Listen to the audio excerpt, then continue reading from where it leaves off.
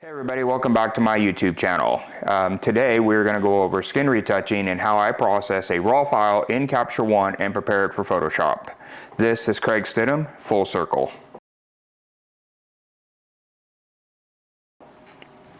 Okay, so thank you for joining us, and today, like I said, we're going to take a Capture One file and prepare it in raw editing and then send it to Photoshop for skin retouching and overall cleaning. So with that, here we go.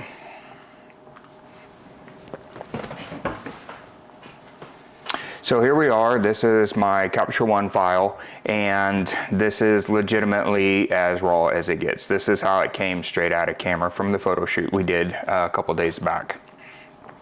As you can see over here on the left hand side, this is, no adjustments, nothing's done. So we want to take this and get to this. Okay, so this is how we kind of cleaned it up.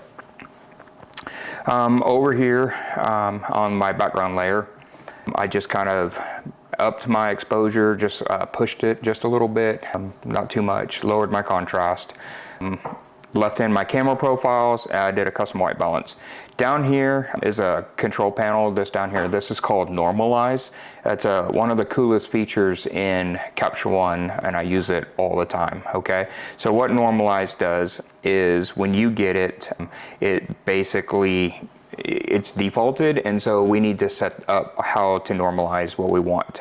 So what you can do is click these three little points down here, and a 18% gray card we know is 128. So on the RGBs I just typed in 128 all the way down. I know it over here says 127, I don't get that, but 128 is gray card. So then I hit OK. Once you get that dialed in, instead of gray card it will say 128, 128, and 128. And so what I've done from there is then click the three bars and then go save custom preset, and then I just literally called it a gray card. I did that again with white, so I clicked the three little dots, made my white as 240, 255 is bright white, and 240 is good white with density. That's, for me, that's important. I don't care about 255, okay? And then I have a warm skin, we'll get into warm skin later, and then with black I did 10. So if I ever do anything on black, it's 10, 10, 10. So I just saved these, and so now I can click my three little I can click my three bars, and if I want to dial white, I can dial in white, and if I want to do black, I do black. So in this case, so if I go back to the original, it's kind of blue, so I'm going to take my gray card, and then I'm going to take the settings from my gray card, and then I'm going to dial it into my background. So then I just pick my background, and now I have a gray card. So that's how you use Normalize, and I find it to be pretty cool. So if we take a look at the numbers on the very top, and now we put this up, you can see like my RGB and luminosity numbers are very close. So we've kind of gotten rid of cross colors by doing that. Okay. I upped my clarity just a touch and added just a bit of structure to it. And then in the color, I left the Fuji generic profile on, which is no big deal. Auto curve is fine. My white balance, after you normalize it, now you can get a really nice white balance. So you just click on the background and it gives me that nice warm background we're after. So if I go back, however you process your file, I guess is up to you. I just kind of go through it, do simple things like that. All right. Okay, so I want to prep this image and get it ready to go into Photoshop. Now I could take it like it is, however, it will make life a little bit more difficult in Photoshop. So it's like one of those give and take. So you spend a little bit of time in Capture One and prep your file, and then you spend a little bit of time in Photoshop. To me, that's a good marriage, and I think being able to edit raw it allows me to not have to worry about a color shift when I'm messing around with like skin tones and such like that. So I would try to advise to edit your raw file as much as you can before moving it into Photoshop, okay? All right, so No, I get asked all the time, do I do this to every file? No, I don't. These are the files that I am going to push on to print and go from there. So, usually I would have 10 to 20 files, and then I would do those 10 to 20 files and I would go through this process. I don't do it to everything, okay? All right, so with that being said, let's get going. Back into Capture One. If we zoom this in here, we have little flakes, obviously little acne things and stuff like that. When it comes down to the skin part like this, I'm gonna leave that for Photoshop. I don't really think that's something that Capture One does brilliantly, but if we look at her eyes, we have nice clean eyelashes and we can pull more detail out of her eyes. I think Capture One does a better job of retouching eyes than Photoshop, so this is something that I would do. I made a layer, obviously I called it eyes, and if I hit M for mask, you'll see there's nothing on here. So here's how I do it, okay? I grab my brush and my Wacom pen, and I have my pen set up so I can flip my brushes pretty easy, but just going to draw a nice line around her eye like that and kind of fill it in. So if I hit M for mask, it looks like that.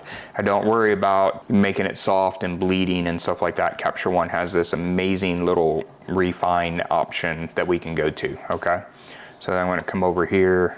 I'm gonna pick a smaller brush and make this one a little bit sloppier so that you can actually kind of see how that mask will pick up. Even though I made this one more sloppy than this one, if you right click on here, you can go down where it says refine the mask, and depending on 0 being it won't refine at all, and 100 will just blur it out of control like that, so you can't even see what's going on, okay? I find on eyes, somewhere around 15 to 20 works pretty good, and so I just keep on refining it. Now, you do have to be careful that the mask doesn't shoot up into the eyelashes, okay? So that's usually a given, because we don't want to brighten up our eyelashes too much. So I just pull this down just a little bit so that there is some definition in the eyelashes. Now, on the right eye, you can see that the mask, it picked up quite a bit, and I drew a sloppy mask. So if I would have been a little bit more consistent, that mask would have looked like the left eye. What I can do now is I can take my pen and just kind of go back in and catch some of this and make that mask a bit better, okay? So the other cool thing is Capture One remembers the number that you were on the last time, so it's pretty easy to just go back. See, I was on that number before, I don't have to worry about it, I can just hit OK.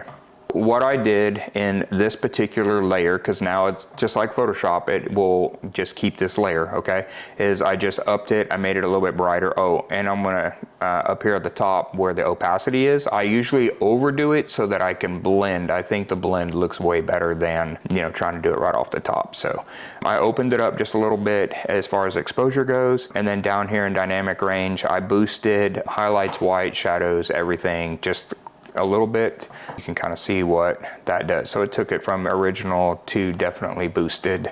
And then to sharpen the eye, I find that adding a good amount of structure does pretty good. I also like to use the punch method instead of the normal method. That just brings in a bit more detail. So other than that, I didn't do too much of anything. This is like my standard eye thing, and that's how I do it, okay? So if you blow this back down, her eyes are just glowing. Blend it and bring it back down into the 70s or 80s, and then after it redraws, it looks a whole lot more normal. Okay, so continuing on, because I skipped a few. To me, my personal opinion on this particular image is I kind of wish that background would have been a bit darker. Super simple way to make that happen is put it on a layer, So now you don't have to go into Capture One and cut a precision mask.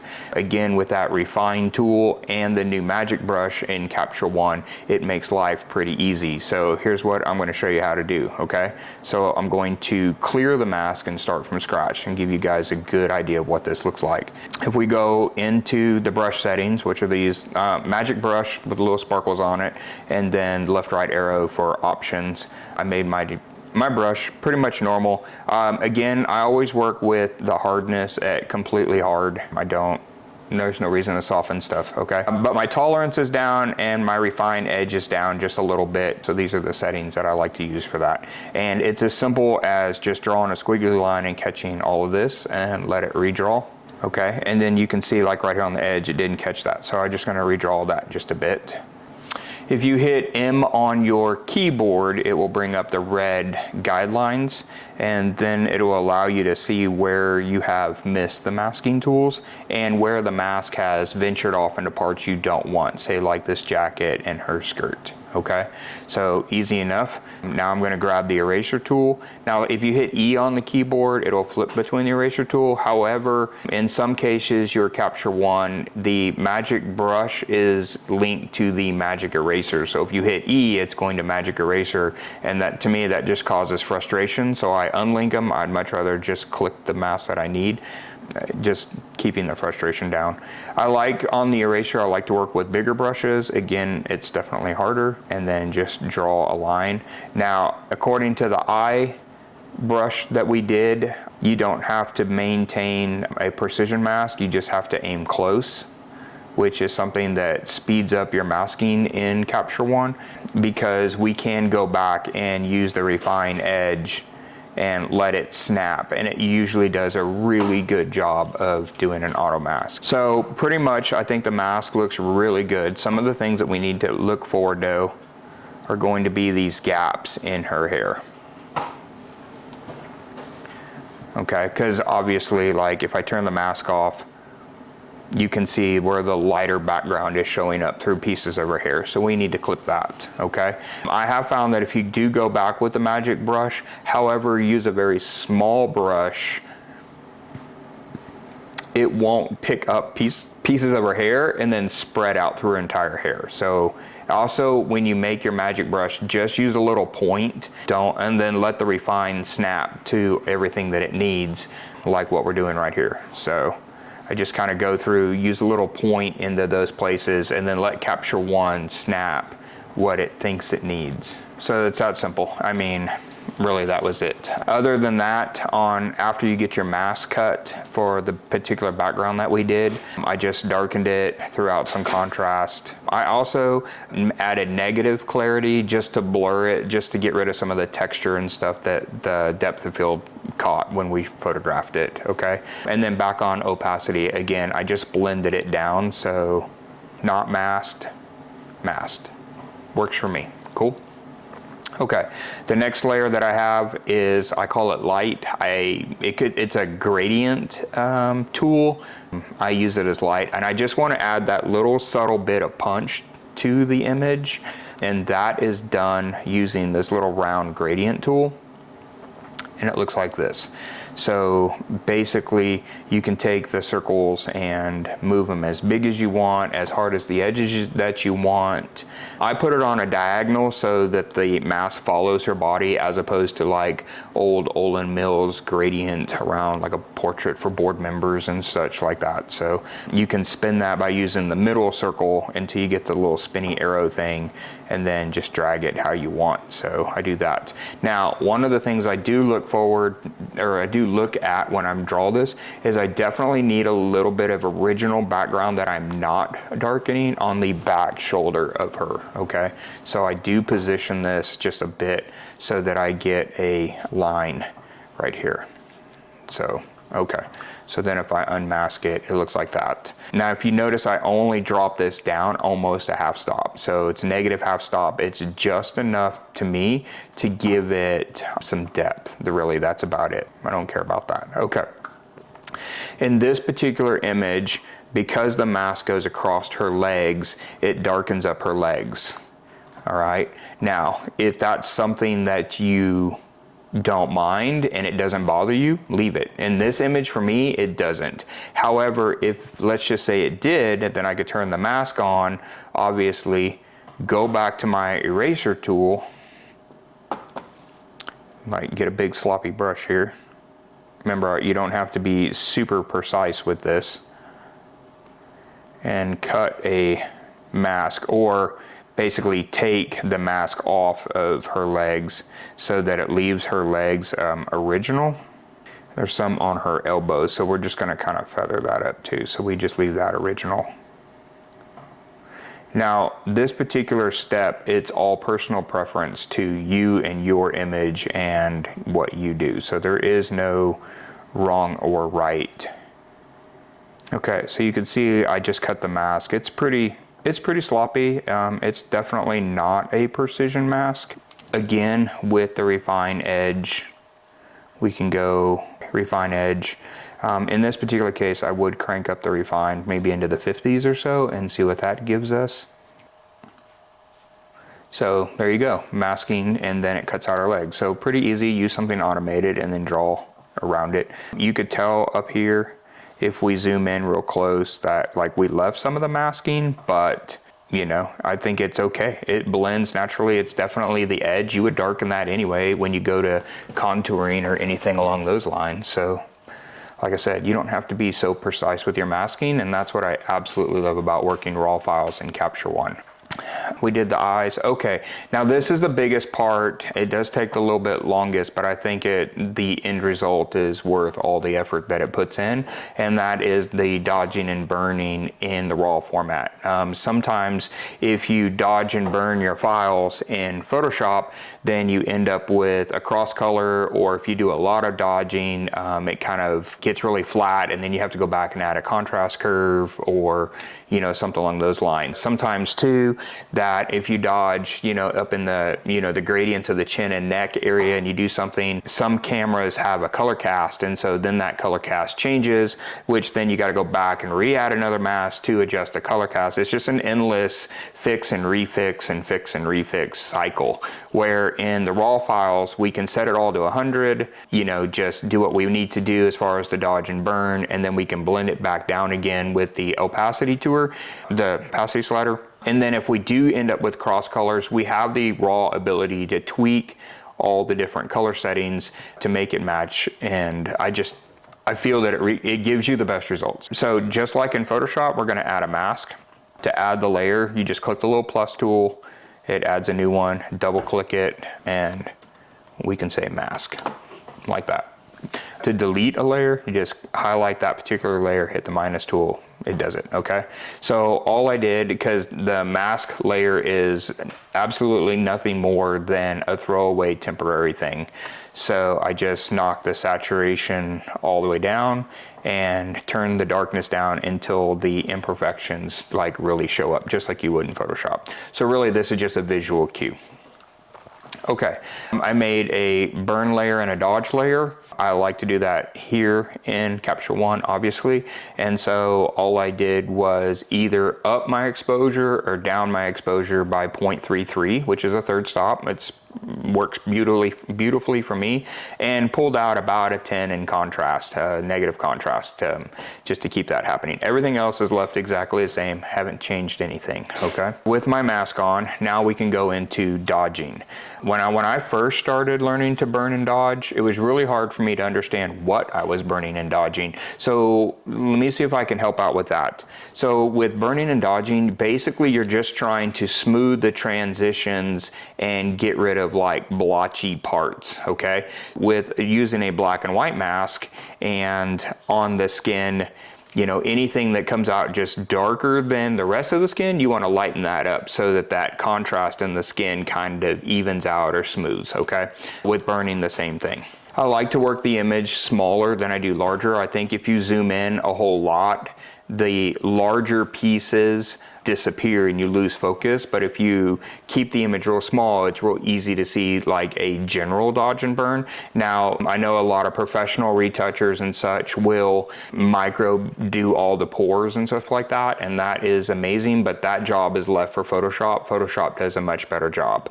Right now in Capture One, we're just looking to even that skin tone a bit more in a general sense so that we have a better canvas to work on in Photoshop. I'm going to grab my brush tool, and this is the first time I actually work with a very soft brush.